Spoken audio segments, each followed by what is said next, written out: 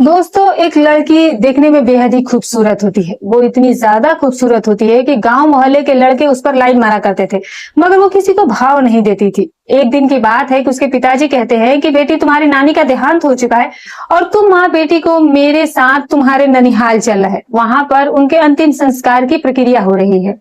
ये बात जब माँ बेटी सुनती है तो वो तुरंत ही तैयार हो जाती है और अपने पिता के साथ वो फिर अपने ननिहाल पहुंच जाती है। वहां जाने के बाद उसकी नानी का अंतिम संस्कार होता है और फिर उसके बाद जब सभी लोग वापस आने लगते हैं तो इस लड़की के जो मामा होते हैं वो कहते हैं कि भाई साहब ना हो तो अपनी बेटी को आप यहीं पर रहने दीजिए। मेरी माँ का देहांत हो चुका और मेरी पत्नी भी अकेली रहती है तो उसे बहुत अच्छा लगेगा। अब ये बात सुनकर इस लड़की के पिता जो होते हैं वो मान जाते हैं और वो गांव वापस आ जाते हैं और लड़की को वहीं पर छोड़ देते हैं। दोस्तों, लड़की वहीं पर रहने लगती है, लेकिन जो उसके मामा का लड़का होता है वो उससे ज्यादा ही घुल मिल जाती है। वो लड़का देखने में बेहद ही खूबसूरत होता है। उसके साथ उठना बैठना, बातचीत करना, मूवी देखने जाना, ये सारा चीज वो करने लगती है। लेकिन लड़की के जो मामा होते हैं वो इस बात को समझ नहीं पाते कि इन दोनों के बीच में क्या चल रहा है। वो सोचते हैं कि मेरी बहन है और इसीलिए भाई बहन का रिश्ता है तो कोई कुछ बात जो है वो किसी को शक नहीं होता है। लेकिन दोस्तों, जब इन दोनों को आपत्तिजनक स्थिति में एक दिन देख लिया जाता है, इसके बाद मामा के पैरों तले से जमीन खिसक जाती है और फिर उसके बाद जो कुछ होता है वो वाकई में हैरान कर देने वाला होता है। जी हाँ दोस्तों, जब आप लोग सुनेंगे तो शायद आप लोगों को भी यकीन नहीं होगा, तो इस कहानी को अंत तक जरूर सुनिएगा क्योंकि वीडियो के अंत में आपको एक बहुत बड़ी सीख मिलने वाली है। तो चलिए आइए जानते हैं पूरी घटना इस वीडियो में। लेकिन वीडियो में आगे बढ़ने से पहले बस वही छोटी सी रिक्वेस्ट है कि वीडियो को लाइक कर दीजिएगा, चैनल को भी सब्सक्राइब कर दीजिएगा ताकि मेरा हौसला बढ़ता है। दोस्तों, ये सच्ची घटना है उत्तर प्रदेश की मैनपुरी की। वहां पर एक परिवार होता है। उस परिवार में एक लड़की होती है जिसकी उम्र 18 साल की होती है। वो देखने में बेहद ही खूबसूरत होती है और उसका नाम निशा होता है। वो एक कॉलेज में पढ़ाई किया करती थी। पढ़ने लिखने में वो काफी ज्यादा होशियार भी होती है। वो इतनी ज्यादा खूबसूरत होती है कि गांव मोहल्ले के लड़के हमेशा उस पर लाइन मारा करते थे, मगर ये किसी को कभी भाव नहीं देती थी। उसके पिता जो होते हैं वो मेहनत मजदूरी का काम किया करते हैं। मेहनत मजदूरी करके वो घर गृहस्थी अपने चलाया करते थे। वो एक दिन मेहनत मजदूरी करने के लिए बाहर गए हुए थे, तभी उनके पास अचानक फोन आता है कि उनकी सास का देहांत हो चुका है। और वो काम को छोड़कर घर पर आते हैं और निशा से कहते हैं कि बेटी, तुम लोग जल्दी तैयार हो जाओ, तुम्हारी नानी का देहांत हो चुका है। ये बात जब घर के लोग सुनते हैं तो रोना पीटना शुरू हो जाता है।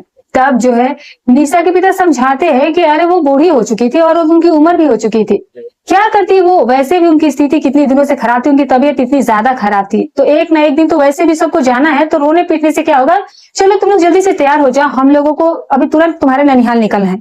फिलहाल माँ बेटी दोनों तैयार होती है और उसके बाद आनंद फानंद में तीनों ही लोग माता पिता और बेटी साथ में फरुखाबाद, जहां पर निशा का ननिहाल होता है, जहां पर उसके मामा का घर होता है, वहां पर पहुंच जाते हैं। वहां पर पहुंचने के बाद देखते हैं कि बॉडी थी वो सामने रखी हुई थी और जो निशा की नानी थी वो मृत अवस्था में पड़ी हुई थी और उनके दाह संस्कार की अंतिम प्रक्रिया हो रही थी। सभी लोग जब पहुंच जाते हैं उसके बाद उसकी नानी का अंतिम जो संस्कार होता है वो किया जाता है। उसके बाद जब 2-4 दिन का समय गुजर जाता है तब सभी लोग अपने अपने घर को जाने को शुरू कर देते हैं। तो जो निशा के मामा होते हैं वो कहते हैं कि भाई साहब ना हो तो आप अपनी बेटी को कुछ दिन के लिए यहीं पर छोड़ दीजिए। आप जानते हैं कि मेरी पत्नी अब अकेली रह रही है, अगर आपकी बेटी यहाँ पर कुछ दिन तक रह जाएगी तो मेरी पत्नी को अच्छा लगेगा, वो भी इस गम से जल्दी बाहर आ जाएगी। इस बात को सुनकर निशा के पिता मान जाते हैं और कहते हैं कि ठीक है भाई साहब, आपको जैसा सही लगे, मैं अपनी बेटी को यहीं पर छोड़ देता हूँ और हम लोग वापस चले जाते हैं, क्योंकि हम लोगों को भी तो अपनी घर गृहस्थी देखनी है।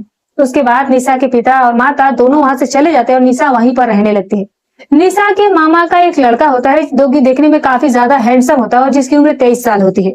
उसका नाम रोहन होता है। वो बाहर में रह करके पढ़ाई कर रहा होता है, लेकिन जब उसकी दादी का देहांत होता है तो वो भी अपने घर आया होता है और घर पर आने के बाद अब उसका भी दिल नहीं कर रहा था, क्योंकि उसकी पढ़ाई भी अपनी जगह पर पूरी हो चुकी थी। तो वो सोच रहा था क्यों ना मैं अब यहीं पर रहकर पढ़ाई लिखाई करूं।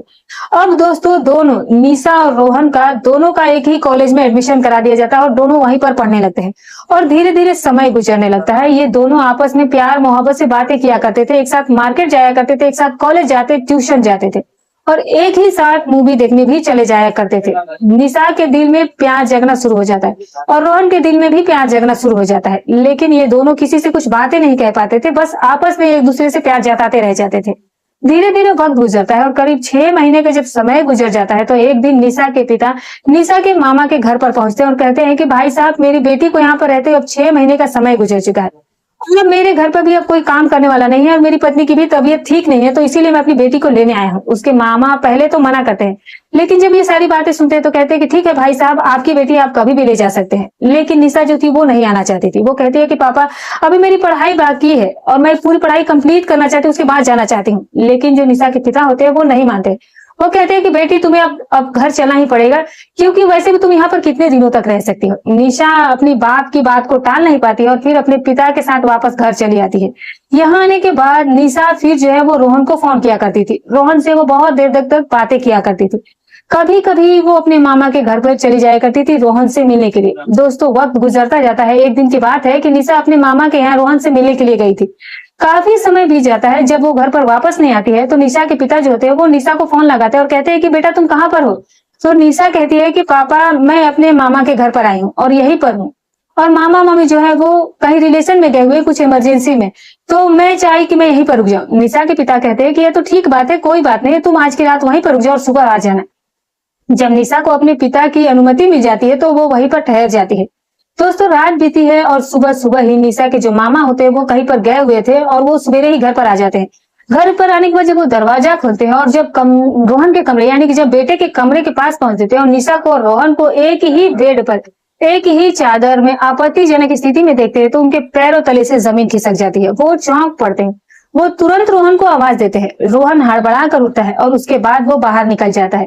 तो उसके बाद निशा भी उठती है और अपने कपड़े को संभालती है और फिर वो किचन में पहुंच जाती है। तब निशा के जो मामा होते हैं वो निशा को जाकर के समझाते हैं कि बेटा, ये तुम लोग क्या कर रही हो? तुम लोगों को जरा सा भी ख्याल है तुम लोगों का क्या रिश्ता है? अगर तुम लोग ऐसा करोगी तो हम लोग जमाने में किसी को मुंह दिखाने के लायक नहीं रहेंगे।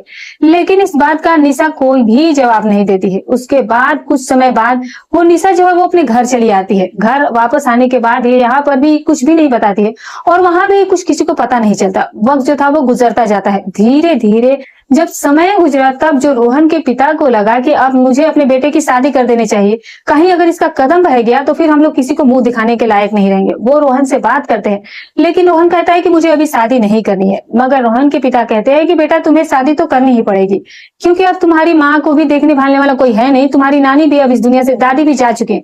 फिलहाल इधर रोहन के पिता रोहन के लिए लड़की तलाशना शुरू कर देते हैं और उनको एक जल्द ही लड़की अच्छी मिल जाती है। तब वो रोहन से आकर कहते हैं कि बेटा, तुम्हें अच्छी तरह से पता है कि तुम्हारा और निशा का रिश्ता कभी कुछ नहीं हो सकता, क्योंकि तुम लोगों का रिश्ता कुछ अलग है। जमाना अगर सुनेगा तो क्या कहेगा, और मेरे लिए अगर कुछ भी जरा सा भी अगर तुम मुझसे प्यार करते हो तो मेरी इस बात को तुम निशा से बिल्कुल मत करना कि तुम्हारी शादी लगी हुई है। अब जो रोहन होता है वो अपने पिता की बात मान जाता है। वो निशा से बातें तो करता पर अपनी शादी की जिक्र नहीं करता था। धीरे धीरे वक्त गुजरता है और शादी को जब 2 दिन रह जाता है तब निशा को पता चलता है कि रोहन की शादी होने वाली है। निशा की आंखों से आंसू टपक पड़ते हैं। वो पूरे परिवार के साथ अपने मामा के घर पर पहुंचती है और जब रोहन से मिलती है तो कहती है कि रोहन, ये तुमने क्या किया? तुम प्यार मुझसे करते हो और शादी तुम किसी और से कर रहे हो। तुमने मुझे बताना भी जरूरी नहीं समझा। रोहन कहता है कि मैं इसमें क्या बताऊं, मुझे खुद भी नहीं पता है कि मेरे पिता ने कब मेरी शादी तय कर दी, और फिलहाल अब 2 दिन का समय रह चुका तो मैं तुम्हें क्या बताता। इस बात को सुनकर निशा जो है वो शांत हो जाती है और उसके बाद बड़ी धूमधाम से रोहन की शादी हो जाती है। दुल्हन विदा होकर ससुराल चली आती है। उसके बाद निशा ने 1-2 दिन वहां पर रहती है और फिर वापस अपने घर लौट आती है। अब जो ये मन मार के निशा रहने लगती थी। थोड़ा समय गुजरने के बाद वो फिर एक दिन रोहन को फोन करती है और कहती है कि रोहन, मैं तुमसे आखिरी बार मिलना चाहती हूँ। रोहन जब इस बात को सुनता है कि ऐसा क्यों बोल रही हो, निशा कहती है कि मैं बस तुमसे एक बार मिलना चाहती हूँ, यही समझ लो। मेरे मुंह से यूं ही मैंने बोला है, तुम बस आ जाओ मिलने। तब कहता है कि ठीक है, चलो, अगर कोई बात नहीं, तुमसे मिलना है तो मैं तुमसे मिलूंगा, बताओ मुझे कहाँ पर आना है। निशा रोहन को एक जगह बताती है। रोहन वहां पर पहुंचता है। उसके बाद दोनों मिलजुल करके बातचीत करते हैं।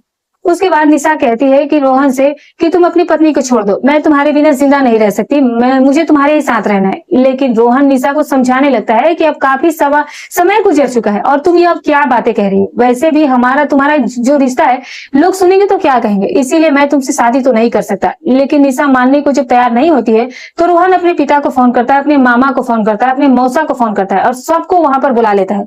सभी लोग आते हैं, निशा को समझाते हैं, लेकिन निशा फिर भी मानने को तैयार नहीं होती है। और पास ही में एक रिश्तेदारी होती है। रात के 8 बजे ये लोग वहां पर पहुंच जाते हैं। उसके बाद वहां पर भी समझाया जाता है, लेकिन निशा को फिर भी कुछ समझ में नहीं आता है।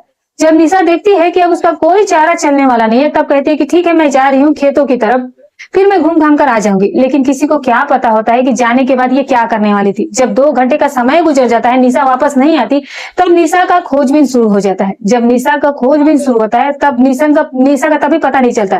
तभी पता चलता है कि एक लड़की की लाश किसी की पड़ी हुई है, किसी आदमी के थ्रू।